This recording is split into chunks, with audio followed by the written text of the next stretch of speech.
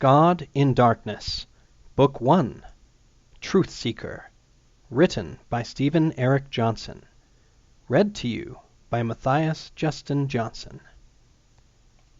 Chapter 1. Meet Melissa Quest.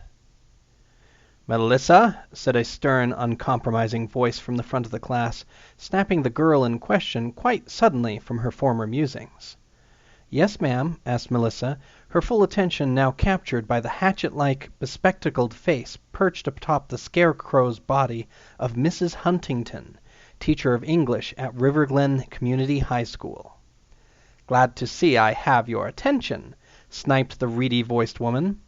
"In case you had forgotten, the class was assigned to read about the final layer of Dante's Inferno last night. Please enlighten the class. Why did Dante choose to place who he did in the worst possible place in all of creation?" Melissa brushed her golden bangs, darkened slightly from more time spent indoors than out of her face and wet her lips, feeling the eyes of every person in the class upon her. For a moment Mrs. Huntington's fierce eyes flashed in triumph behind their thick lenses, taking perverse pleasure in catching yet another student unprepared.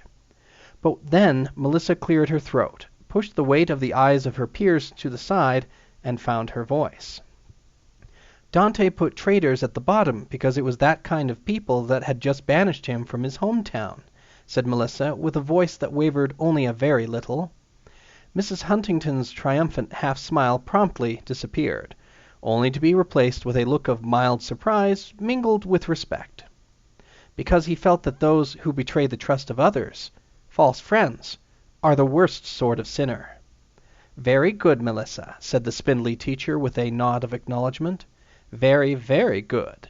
To give us all more information, let us now turn to the footnote on page—" But once again Melissa's attention had wavered and slid quietly away, not an uncommon occurrence on a Friday afternoon during the last period of the day, especially when summer was so very near. She was thinking about matters of far greater importance than classical literature, which ultimately was a dying subject anyway.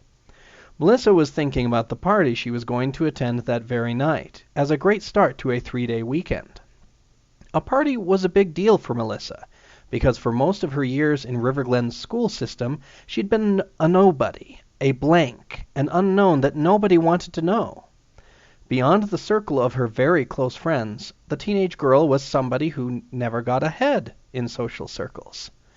But this had all suddenly changed on Tuesday of last week when, out of nowhere, Paul Masters, the school's rushball team captain, had approached her after school and struck up a conversation. One thing had led to another, and, after a pleasant first date last Saturday, Paul had invited Melissa to a party with him. But not just any party. This was one of the parties thrown by Erica Fisher, the eldest daughter of Ernst Fisher, one of the richest men in town.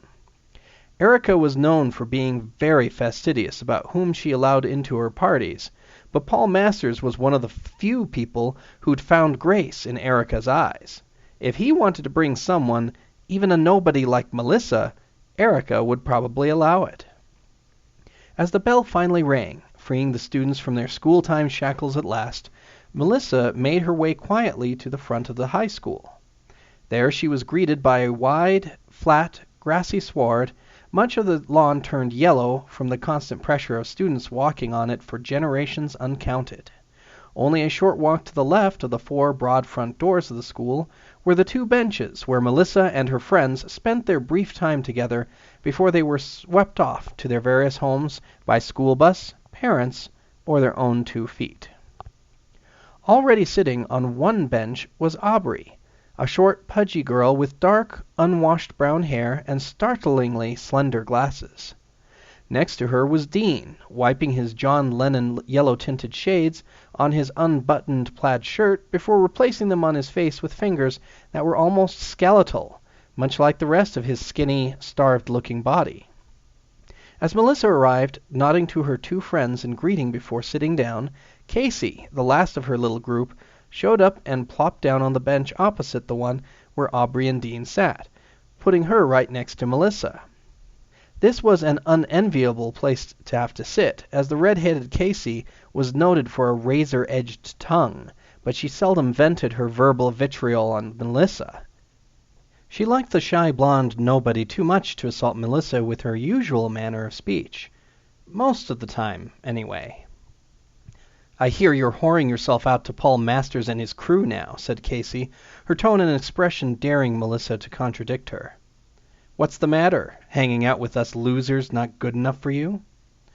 For several long moments Aubrey, Dean, and Melissa were completely unsure what to do or say in response to this. While Casey might have been harsh to everybody else, she'd never spoken like that to Melissa before. The bitterness and pain in Casey's voice was like jagged glass against Melissa's heart, and a long, pregnant pause hung between the four friends as she held in the tears that threatened to flow, then buried them as she took several deep breaths, letting out her hurt slowly before she replied. "What do you want me to say, Casey?" asked Melissa, her voice calm but sincere. "And, more importantly, what do you want me to do? I had a nice date with Paul, and it was fun. He seems like a nice guy." "Yeah, right up until he gets into your panties," retorted Casey, her voice still retaining the bite of before, though now her eyes couldn't quite meet Melissa's. Melissa turned her whole body to face Casey on the bench. She leaned her head forward and down to catch Casey's gaze, her blue eyes meeting her friend's piercing green ones. Already those eyes were softening, though the storm hadn't quite passed yet. Casey needed a way out, something to bring her back into the fold after her outburst. Melissa knew this on an instinctive level, and reacted accordingly. "Maybe," said Melissa, her voice still calm and level, its honesty irreproachable. "If that's all he wants, then the relationship is over. You know I'm not that kind of girl." "Yeah," said Casey with a smirk, one shared by Dean and Aubrey. They all knew the standards straight-laced Melissa had set for herself. "I'll buy that. But what if the price of admission with Paul and Erica is to not hang out with us anymore? What'll you do then? We're not exactly up to being the cream of the cliques, you know." "Well," answered Melissa with a shrug, "then I guess he wasn't as nice as he seemed." Casey seemed to think this over for a few seconds, then reached out and clapped Melissa on the shoulder as she grinned. "We still going to Harvey's for lunch on Saturday?" asked the redhead, doing her best to keep the hopeful tone out of her voice. "Dean's been dying to try out the new 2-for-1 salad deal they've been advertising." Melissa laughed and reached up to rest her hand on Casey's, giving it a gentle squeeze. "I'll tell you all about Friday night when I get there," she affirmed. With that, the tensions that had been gradually building between the members of the little group died a quiet death, and they began talking and laughing once more until the buses arrived and started carrying off kids. Many minutes later, right in the middle of an engaging four-way conversation, though, as usual, Casey did most of the talking, the buses became ready to leave. Dean and Casey split for the school bus they shared riding home, while Aubrey hurried off to join her mom, who had come to pick her up. This routine had become standard after the chubby girl had been badly cut up near the end of last semester, putting her into the hospital for almost the entire summer. Another student on her bus had gotten high on something just before boarding and went on a hallucinogenic rampage before the bus driver could zap him with her stun gun.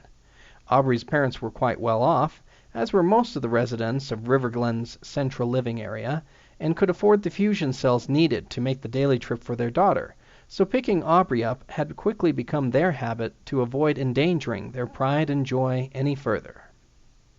More time passed, and finally Melissa was left alone on the bench, a lightly chilled breeze dulling the blazing early summer sun to a tolerable warmth.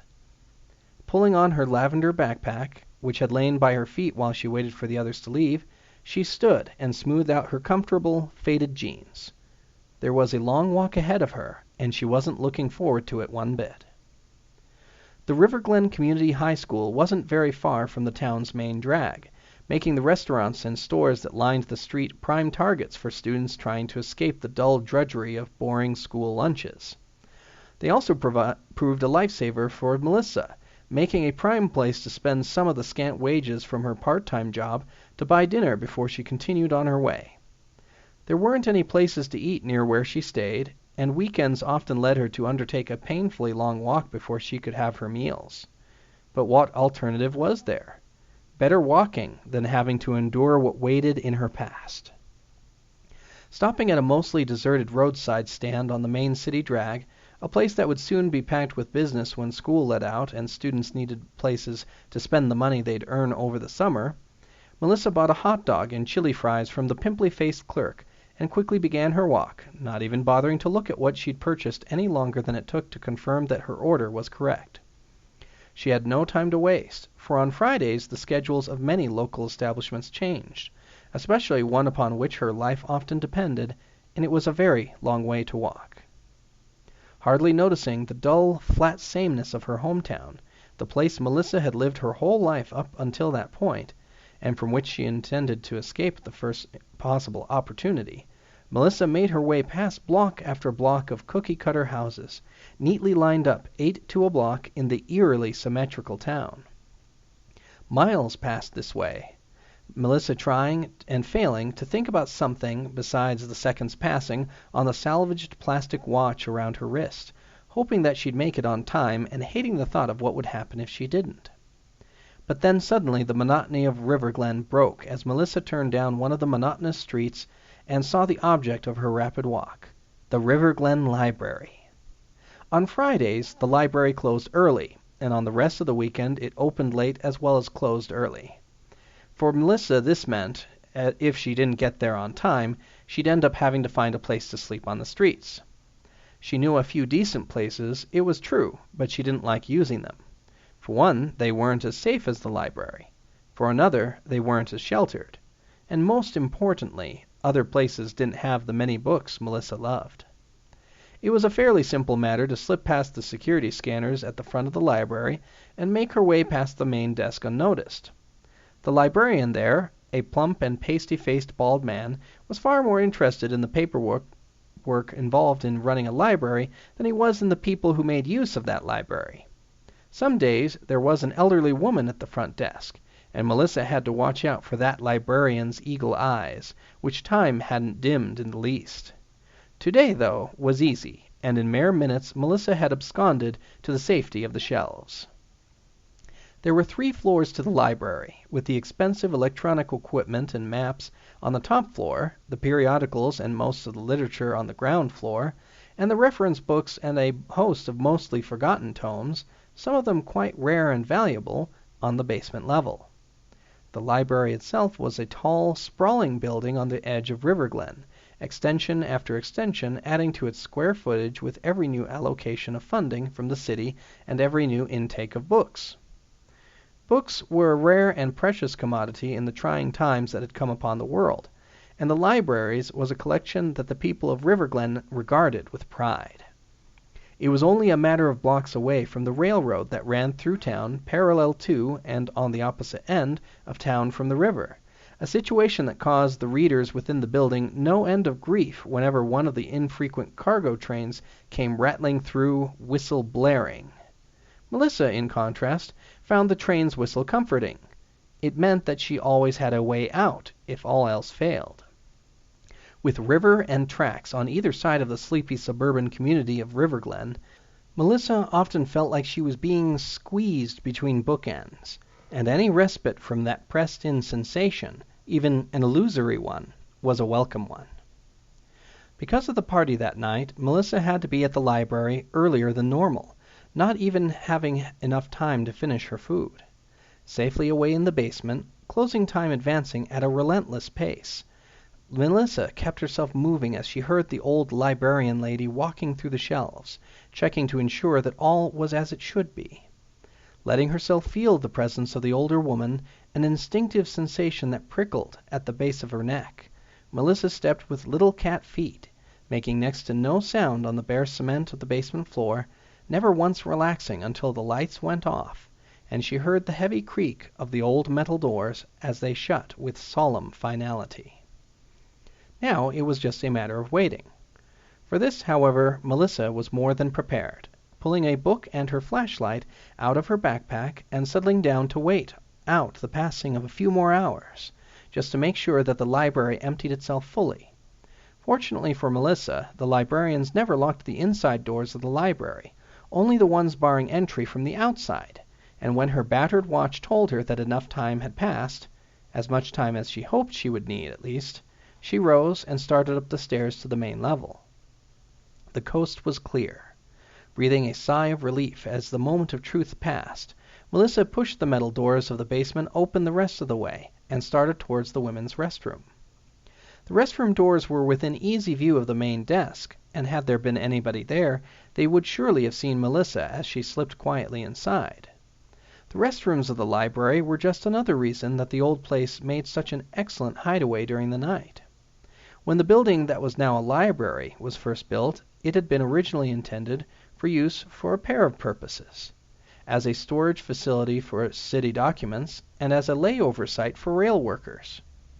Its former purpose as a storage facility was why the basement was so forbidding, and why it had such sturdy doors, perfect for keeping out the unauthorized. What was more important to Melissa, though, was the set of showers that were a part of the restrooms, first put in for the use of the rail workers and since fallen into disuse, though nobody had bothered to take them out yet. All that Melissa needed she'd kept in her backpack. It was a good thing Paul had told her it was a casual party. If the party had required her to put on a dress, Melissa would have been out of luck. As it was, Melissa only had 3 changes of clothing to her name: one for wearing, one nice set for when she needed to impress, and one soiled set for washing. It was surprising how much fashion took a back seat when you were living on the edge. Nevertheless, after a quick shower accompanied by the use of some of the precious shampoo Melissa had taken with her when she'd started out on the streets, drying her hair with the restroom's decrepit push-button dryer, Melissa set about applying some of her dwindling supplies of makeup, her small towel wrapped around her slim body. When she was fairly certain that she looked as though she wasn't wearing any makeup, looking at herself this way and that in the bathroom mirror, she let the towel fall and took a good, long look at herself. "Not bad," were the words that came immediately to Melissa's mind after taking a long, hard look at herself without the disguise of her clothes. While not an athlete, Melissa took pains to work out every day with calisthenics and aerobics, the books of the library her source for knowing what to do until the motions had become habitual. She'd even taken to jogging with Casey on days when she had the time, the skinny redhead having more than enough nervous energy to make Melissa push to keep up. Besides her daily regimen, Melissa had found that only having what little money she could make from a part-time high school job worked wonders at keeping her from overeating.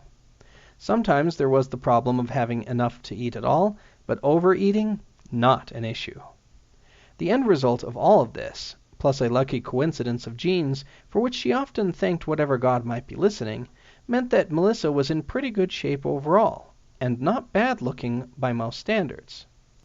She admitted, looking herself over, that she wished she could do something about her breasts, though she wasn't sure if she'd rather have them bigger or smaller. Bigger meant more attention from boys, or so everyone she'd heard talk about the subject said, and that meant she'd have an easier time making friends, finding the right husband, and settling down into the safety of a proper life, rather than the purgatory in which she presently found herself. Then again, smaller breasts might mean she'd have an easier time avoiding notice, and when you were a teenage girl living alone, getting by as best you could, avoiding notice was usually the best defense against the many dangers that waited. Pragmatics, Melissa thought to herself with a smirk. It's always about pragmatic things. What will get me through another day? What will help me to get out of my present situation, leading me to a bright future? I'm only 16, and I'm already thinking about marriage as a solution to my problems. And to Paul? Please. We have nothing in common. The first date was pretty boring. Nice, but boring. And he kept staring at my butt when he thought I wasn't looking. But, on the other hand, he's got a lot going for him. A nice-sized trust fund, a free ride at the university on a sports scholarship. He doesn't even have to do that well on the test, thanks to the pull his father can bring to bear in making sure Paul will fill his father's well-heeled shoes. Still, when I try to figure out what he's got going on in his head, all I get is a big, sucking blank, like some big hole that can't ever be filled. It's that hole that makes me uneasy about Paul Masters." Second-guessing herself as she pulled on her nice jeans and a clean blue T-shirt that went well with her eyes, Melissa thought about not going to the party that night at all. For starters, she didn't really like being in large groups of people, though it was something she could handle, as long as she didn't let it go to her head. The next objection that arose was her connection to Paul, but she stifled that by looking down at her faded backpack, something she'd had since the latter half of grade school, the pack in which she carried the sum of her meager worldly possessions. Finally, she thought about Erica Fisher. That thought gave her more than a little pause. Erica was the queen bee of Riverglen High, and she'd been at the pinnacle of every social circle that counted for as long as Melissa could remember knowing her. Tall, blonde, athletic, and beautiful in that way that movie stars and professional models were beautiful, Erica could have any boy she wanted, and if rumors were to be believed, often did. More than that, Erica was cunning, calculating, a skilled social manipulator who occasionally reached out into the lives of the mere mortals that surrounded her and screwed with everything that they thought was important, just because she could. People were a social experiment for Erica Fisher, and if that metaphor was taken any further, Melissa would call Erica a mad scientist. Most people could figure out what sort of person Erica was after a while, but by then it was far too late, and nobody with any sense dared to cross her, not students and not teachers. Melissa, a better judge of character than most, had known what Erica was when they'd first met in grade school, and up until that point she'd managed to stay completely below the queen bee's radar. Now she was going to a party hosted by Erica Fisher, a place where Erica would be in complete control, and could very easily manipulate the lives of everyone who came, including Melissa. Pulling on a vest over her shirt, Melissa screwed up her courage. There was something going on here, something dangerous, but she'd said she was going to show, and it would be rude to Paul if she stood him up, ruining any chance with him that she might have had. She didn't really have a phone to use anyway, if she wanted to tell him she'd changed her mind, and even if she did, she didn't have Paul's number. So she was going. Her mind settled on her course of action, Melissa left the bathroom, turning off all the lights as she went, leaving only the dim emergency lights remaining to guide her path to the library's exit. Pushing the main door of the library open, using the push bar, Melissa carefully slipped a small but sturdy bit of cardstock paper into the bottom of the door, where the latching mechanism met its intended socket. Unless somebody got really close, they'd never even know that the door wasn't locked and that a simple tug could open it up once more. It was just dark by the time Melissa stepped out onto the streets. Once more she found herself grateful for the sensible walking shoes she always wore, and just hoped nobody at the party would notice how worn they were starting to get. There were, after all, a lot of miles to cover.